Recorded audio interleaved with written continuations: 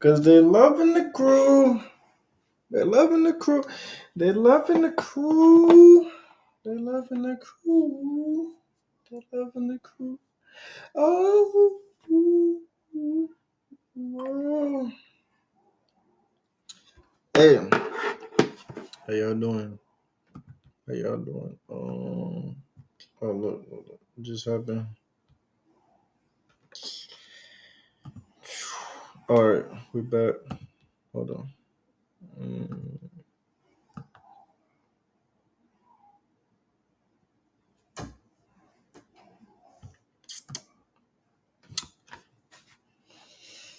What's up, you two? What's up, newcomers? Welcome into the family. Sit back. Let's watch the best SpongeBob antagonist in 10 minutes. Let's get it. I have 10 minutes to explain the coolest SpongeBob antagonist of the series, all in one take, no script, just bullet points, and trying to condense as much information into this video as possible. I have a timer I'm looking at right now. I'm already at 20 seconds. Oh god. This is going to be the most chaotic video I've made yet, but I just felt the need to really talk about Jim and the original Frycook because I don't see anybody talk about it, and I think it's a really good episode. Also, I have it going on in the background right now, and I'm already falling behind. He speaks at a perfect speed. Behind the plot recap. Okay, so let's talk about the original Frycook. Came out in Season 5, right after Friend or Foe, which showed us the origin of the Krusty Krab. Is this important? Maybe. I don't know. I think it's just a really funny coincidence. It stars Patton Oswalt as a guest for the episode. Obviously, Jim. If we're going by the air date, Oswalt actually appeared in the episode before he starred as Ratatouille. As Remy, the rat in Ratatouille. That's what I know him for. I think he also does stand-up comedy. I don't know. Okay, let's get to the plot. So we start out. SpongeBob is making a Krabby Patty with love. Look at him put like the little ketchup heart thing. I don't know. I'm sorry. I'm behind in the episode. Jim shows up. SpongeBob's patty. His love, his passion that he put into it gets stepped on by the crowd. Jim was the previous Frycook at the Krusty Krab, as we learn in a flashback, starring a very different looking Krusty Krab. So yeah, you got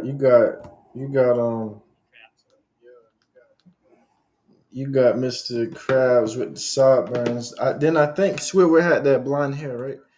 Look at SpongeBob. Look at this little dream sequence he goes on. The Jim patty looks fantastic. The episode never tries to say that SpongeBob's food is better than Jim's. Do they like compare? We want to learn from Jim because of course Jim's patties are technically better. So Jim goes to make a Krabby Patty, and it's perfect. No, we already covered that. Sponge ends up wanting to learn how to make a Jim Patty Oh because why wouldn't you? yeah, I You know, they're see literally. this. Listen, if I was SpongeBob, I'd be like, okay, Jim, listen, I just give up. I don't know what you want me to do. I'm just about to just walk out here. Take it. Yeah, he just kept making SpongeBob flip it. And then at the end he said, hold it. Hold it. And he's like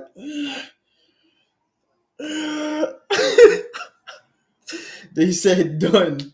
So while he's holding it, the patty's still flipping in the air. So yeah. Yeah, basically it's just like an air thing. You gotta just flip it in the air for a few.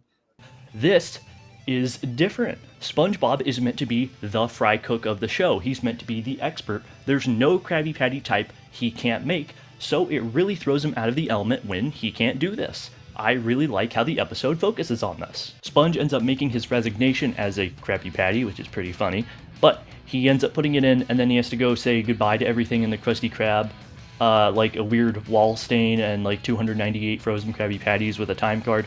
It's a whole thing. Anyways, Jim winds up meeting back with Mr. Krabs, and he's like, "Oh, Mr. Krabs, oh, where's your Frycook?" And Mr. Krabs is like, "Oh, arg, arg, arg, arg, arg. I don't know, he's whatever."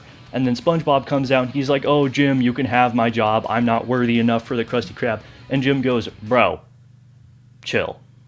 I'm not here to take your job." And then you think, wait, what? Jim's not here to take his job? No, Jim just came by for a trip. SpongeBob isn't getting replaced. That's just like it's kind of coming back. It's just like with Squidward and Squilliam. Remember when Squilliam came inside the Krusty Krab? All eyes was on him.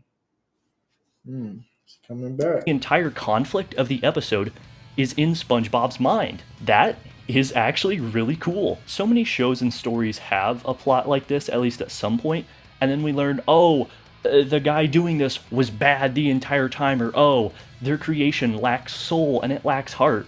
Here, no, not at all. Jim is a little abrasive, I'll give you that, but he's a good guy. He looked like Caruso from Everybody Hates Chris. Yep.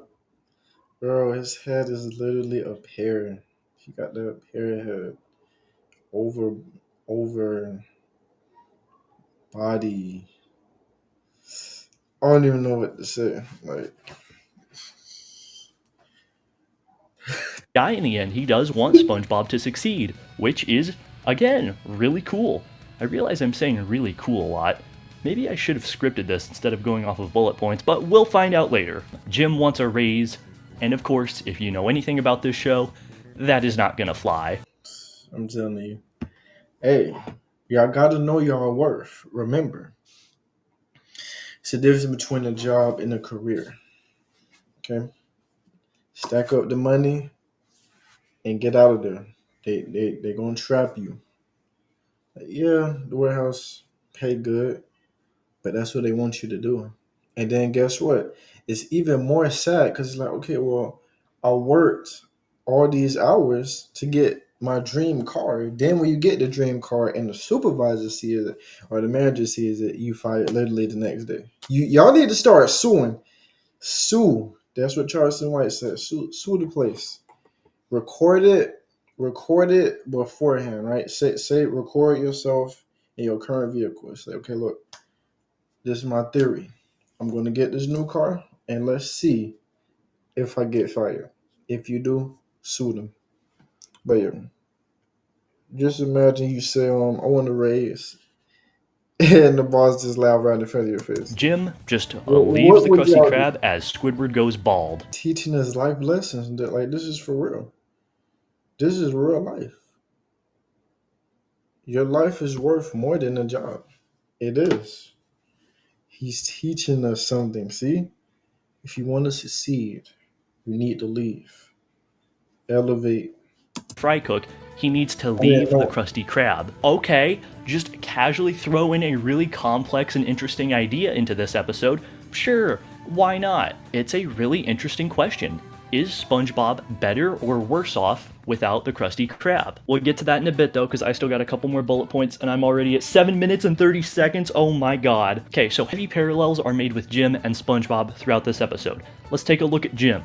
Look at his clothing. Look at that tan beige shirt, whatever. Look at the rips on the sleeves. Jim is just less formal than SpongeBob. He doesn't have a tie, he doesn't even have pants. He has stubble, he doesn't even wear shoes. Even their hats are different. Jim was also shown earlier with hair, but I don't think that's much of a point of comparison. But even their colors contrast. SpongeBob's yellow, optimism, joy, the glass is half full. Jim, kind of cynical, but it's more played as like being in realism, if that makes any sense. Jim has seen the world. He's had to climb the ranks of being a chef. He left the Krusty Krab, and oh, it's coming back. Hold on, look. See, look. And then he's in the yellow limo or whatever that costs a lot of money because he elevated. Can't be the crab or the bucket. They will take you down. And they don't want to see you. They don't. And that's it. I mean, it's just a sad truth with the world. I mean, hey, listen, your boss, your manager, they're gonna be there for the rest of their lives. You way younger than them. Like they just mad that they couldn't have the time to figure out. But that's still just an excuse. Like, okay, you in your 20s. Yeah, your 20s is either going to be the best years or the worst years of your life. I think every year should be the best year. Every decade of your year should be good. Like, yeah, your 20s. I think the 20s is basically the hardest because you're young. You just got out of high school. You just got out of college. You in debt. You don't know what you want to do.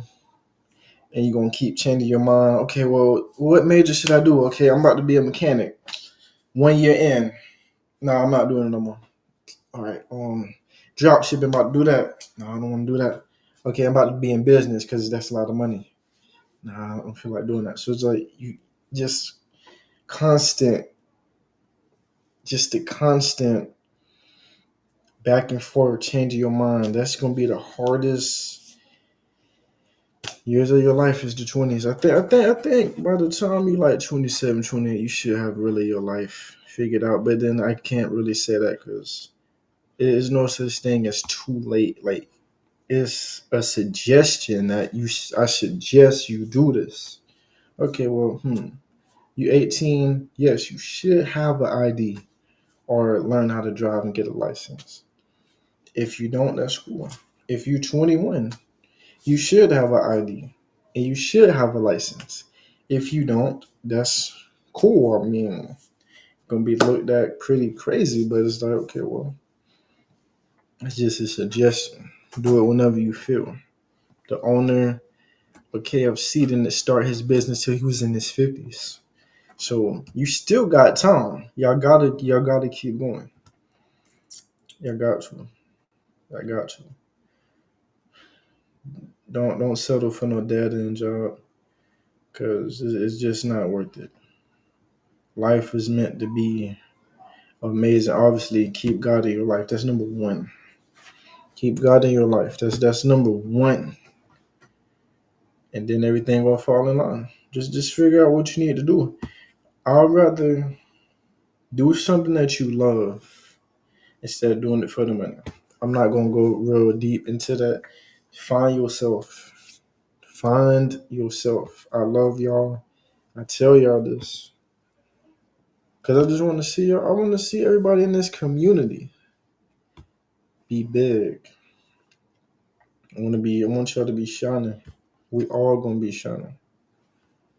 I just don't know what to name it. I need to know what to name the community. I Jim don't has know. seen the world. He's had to climb the ranks of being a chef. He left the Krusty Krab, and he has just done amazing things at so many different other restaurants. Jim has made it. He's gone through the journey. Okay, let's quickly talk about the pitch Bible. In it, SpongeBob is stated as wanting to fit in. He wants to be the guy on the wall. Now, on first glance, if you're like me, you're probably confused because I guess SpongeBob wanting to fit in has been relevant to some stories, but like, if you asked me a year or two ago, I would say, oh, no, it's not his defining character trait. But then I realized SpongeBob wanting to fit in is a subdued character trait that acts as a beating heart, pumping blood and life into all of his other actions and moods. His optimism from this, his hyperactivity from that, and Yeah, but you keep one thing you can't take about SpongeBob. That nigga love that work. He got the work ethic. He do now. Work ethic can be good or bad. Okay, hey, you show off. That's good, but they gonna overwork you. But then if you show off, you're gonna be promoted. also It's kind of the good and bad. optimism. Jim, in the end, is a refined SpongeBob who takes a different approach to him. It's kind of like looking at a potential future SpongeBob. Jim basically Hmm. got his entire world shattered and recovered from it, and now he's just a realistic chef who's just happy with his success. He doesn't want to demean or put down others. In fact, he actively tries to help SpongeBob multiple times, which is really cool. I just really like that. I think that's a really cool idea to focus on for a character, and especially have them be a foil to SpongeBob's kind of entire personality at this point. He loves the Krusty Krab. Okay, I got one more page. Oh god, I'm running out of time. Jim left the Krusty Krab because he was getting screwed over by Mr. Krabs and not getting paid all that well. While in direct contrast, SpongeBob has actively paid money to Mr. Krabs. Take a look at We all know these type of coworkers. See, and that's just the sad thing. That's really the sad thing. I mean, look, you can't even go to work without making no new friends. You got to realize niggas be fake. Females too. People just fake in general. Nobody's real, right? I already told y'all. Don't talk to no coworkers. Don't try. It's not even don't. That's scratch off the list. But it's just like they don't care. They only care what you do for them. They do. Okay, boom. Tommy, come on. I've been talking to you. I'm sorry. I might have to write you up again if you go too slow. You know, we're kind of running behind. You need to speed up because they doing that. Because then somebody in a higher power is gonna get on them. They don't get on you. See, that's just the ladder. Yeah, they don't care about you really. And if they act nice, that's just how they act. They don't want to get to know you. Don't try to be nobody's friend. Stay quiet and just keep going. Then just elevate. Grind in silence. this line from Big Pink Loser if we have time. was about to say, is he muted? where he gives up an entire year's salary just to have fun with some toys. Okay, so what is the point of this episode? Most fans say the original Frycook is fine, it's nothing standout, and yeah, I kind of with him. Jim is better than SpongeBob, but he doesn't put him down for it. He's not a jerk, he's a guy who has earned his station through merit.